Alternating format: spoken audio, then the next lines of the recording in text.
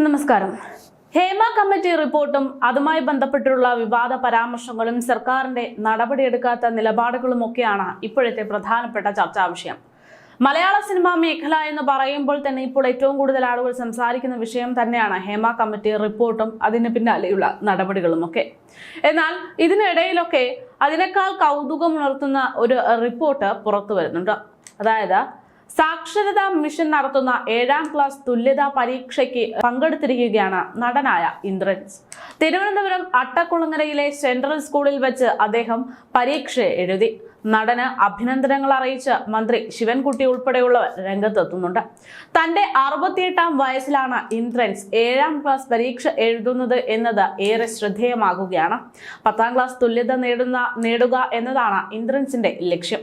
7ാം class ജയിച്ചാലേ 10-ലെത്താനാകൂ എന്ന സാക്ഷരതാ മിഷന്റെ ചട്ടപ്രകാരമാണ് താരം ഇപ്പോൾ പരീക്ഷ എഴുതിയിരിക്കുന്നത്. നവകേരള സദസ്സിന്റെ ഭാഗമായി സംഘടിപ്പിച്ച ചടങ്ങിൽ വെച്ചായിരുന്നു തനിക്ക് ഇങ്ങനെ തുടർന്ന് പഠിക്കാൻ, അതായത് തുടർ പഠനത്തിന് താല്പര്യമുണ്ട് എന്ന് ഇന്ദ്രൻസ് അറിയിക്കുന്നത്. ഇതിന് പിന്നാലെ 10ാം ക്ലാസ്സിലേക്കുള്ള അപേക്ഷ കൈമാറുകയും ചെയ്തിരുന്നു. 4ാം ക്ലാസ് വരെയേ പഠിച്ചിട്ടുള്ളൂ എന്നതാണ് അദ്ദേഹം പറഞ്ഞത്. ആ ഓർമ്മ വെച്ച് പറയുമ്പോൾ 7 വരെ പോയിട്ടുണ്ടെന്നാണ് കിട്ടിയിരുന്ന വിവരമെന്ന ഇന്ദ്രൻസിന്റെ സഹപാഠികളൊക്കെ സാക്ഷ്യപ്പെടുത്തി. ഇത് സാക്ഷരതാ മിഷൻ കണ്ടെടുത്തു.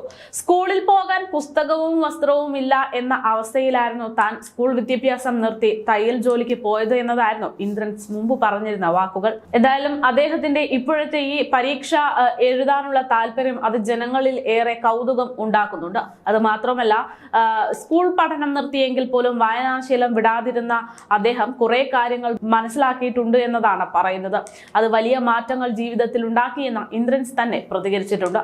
എന്തായാലും ഹേമ കമ്മിറ്റി റിപ്പോർട്ടും അതിന്റെ പേരിലുണ്ടാകുന്ന വിവാദങ്ങളും ആരാണ് ഈ സിനിമയ്ക്ക് പിറകിൽ ഉള്ളവര് എന്ന്, അതായത് ഈ സിനിമയ്ക്ക് പിറകിൽ പ്രവർത്തിച്ചിട്ടുള്ള അത്തരം കുറ്റവാളികൾ അല്ലെങ്കിൽ വേട്ടയാടുന്ന ആളുകൾ, സ്ത്രീകളെ വേട്ടയാടുന്ന ആളുകൾ ആരാണ് എന്നൊക്കെ കണ്ടെത്താനുള്ള ശ്രമത്തിലാണ് പലരുമെങ്കിൽ പോലും ഇതിനിടയിൽ ഇത്തരത്തിലുള്ള ചില വാർത്തകളും ചില സംഭവങ്ങളും ഒക്കെ നടക്കുന്നുണ്ട്.